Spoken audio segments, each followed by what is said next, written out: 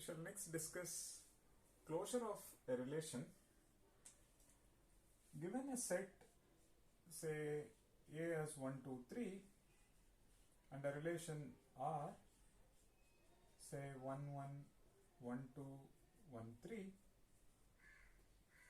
this relation may not satisfy properties like reflexivity, symmetricity, and transitivity, and other properties. So, given relation does not satisfy property P, we ask what is the minimal superrelation. Superrelation is a superset of this, which is also a binary relation. What is the minimal superrelation which respects property P? So that property P could be reflexivity, symmetricity, antisymmetric, and it could be anything. Accordingly, we talk about reflexive closure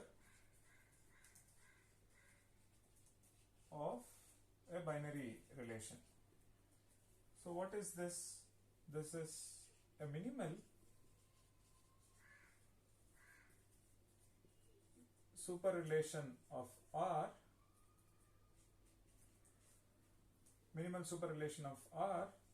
which is reflexive. So if you look at this relation, R is not reflexive.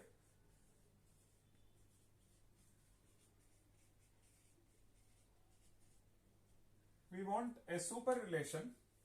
For example, A cross A is a superrelation. A cross A is a superrelation contains R, and which is reflexive, but we want not just a superrelation, we want a minimal superrelation, which means we wish to add minimum number of pairs to this relation R so that the resultant relation respects reflexivity. So take R to be 1, 1, 1, 2, 1, 3. It's a superrelation, so it should contain R. In addition to that, some new pairs. So it is not reflexive.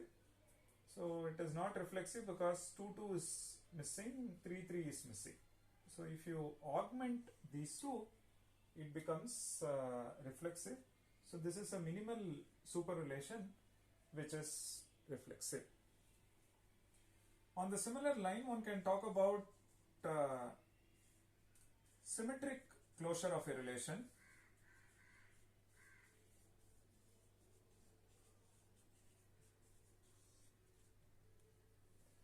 Again, it is a minimal superrelation which is symmetric in nature.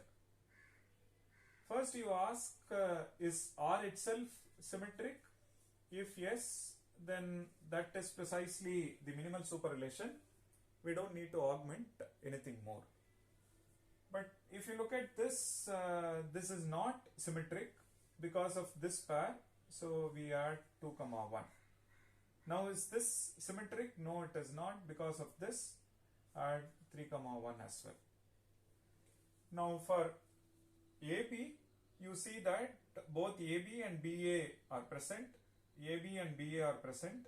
AB and BA are present. Therefore, this relation is symmetric, which is a minimal superrelation of R. Okay. So on the similar line, we ask transitive closure of R. If this itself is transitive, then we are done. We don't need to add anything more. So we see that AB is present and BC, there is no BC here, and similarly for this AB, there is no BC, and in this case AB, BC, all that is one and the same. And so we see that this relation is transitive, and it is also transitive closure of R. So in some cases we may have to add new pairs, and how many we should add? We should add minimum number so that it becomes a relation satisfying a specific property like reflexivity and symmetricity and so on. Let's look at one more example.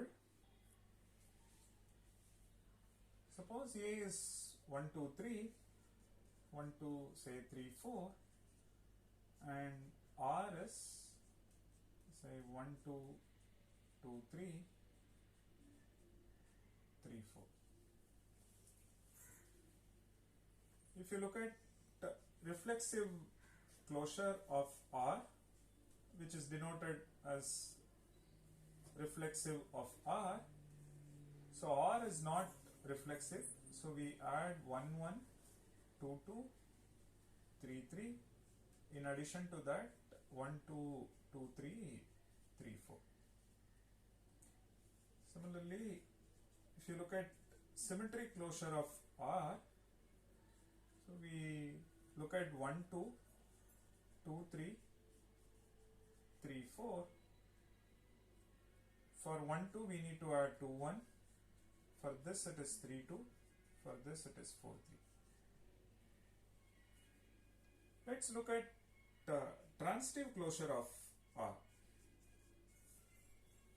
So we see that 1, 2, 2, 3 is present and 1, 3 is absent, which means we need to add 1, 3.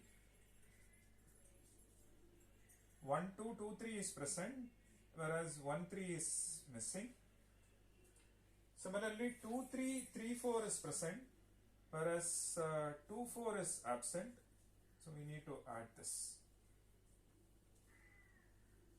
Now we ask, is this relation transitive? Answer is no. The reason is because of this new pairs, we create some more transitive links or transitive pairs which are not present in this. For example, 1, 3, 3, 4, 1, 4, 1, 4 is not present. Fine. And like this, if you look at with respect to this, 1, 2, 2, 4, we need 1, 4, 1, 4 is present. So 1, 3, 3, 4, yes, 1, 4 is present. Now we ask, is this transitive? Now if you look at any AB, BC, you see that AC is also present. AB, BC, AC is present. And AB, BC, AC is present. And AB, BC, AC is present. And if you look at this as AB, and there is no other pairs starting from 3, which means we are done. This becomes our transitive closure. So often reflexivity and symmetricity we will get in just one step. You just add missing pairs, we are done. But transitive alone, we may need more than one step or more than one iteration to compute transitive closure. For example, let's look at this. A is 1, 2, 3, 4, 5 and R is 1, 2, 2, 3, 3, 4, 4, 5. Now this is not transitive. So we have 1, 2, 2, 3, 3, 4, 4, 5. AB, BC, AC is absent, so we add this. AB, BC, so we add 2, 4. AB, BC, we add 3, 5. Now iteration 1 is over. Is this transitive? Answer is no. The reason is 1, 2, 2, 4 gives you 1, 4 which is absent. So go for one more iteration. include 1 4. Fine. Then 1 3 3 4, we need 1 4. 1 3 3 5, we need 1 5. 2 4 4 5, we need 2 5. Now fixing this as AB, we looked at possible values for BC. This is 1 and this is another 1. For this we need 1 3. For this we need 1 4. And fixing 1 2 and 2 5, you need 1 5, which is also present. Let's look at this again. AB, BC is this, so we need this. Then 2 3 3 5, we need 2 5, and 2 3, that's all. Then go to 3 4. 3 4 4 5 is 3 5. Then anything else? 3 4, apart from this, there is no other pair that starts with 4. So we are done. So now if you look at this, if you look at any pair, AB, BC, AC is present. AB, BC, not this, AB, BC and AC is present. Fine. And so if you look at any AB, BC, you see that AC is present. Therefore, this is a transitive relation or transitive closure of R.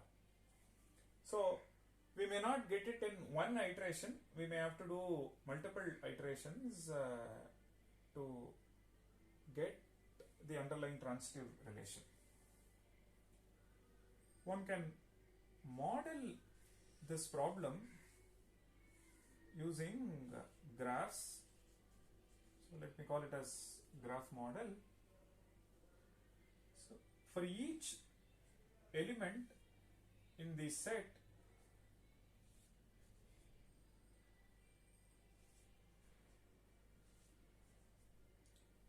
we have a node 1 2 3 4 5, and 1 to 2 there is an arc, 2 3 there is an arc, and 3 4 there is an arc, then 4 5 there is an arc. At the first level, when we discover 1 3, we in fact discover this arc. What is this telling us? The pair of nodes which are at a distance 2, how are they?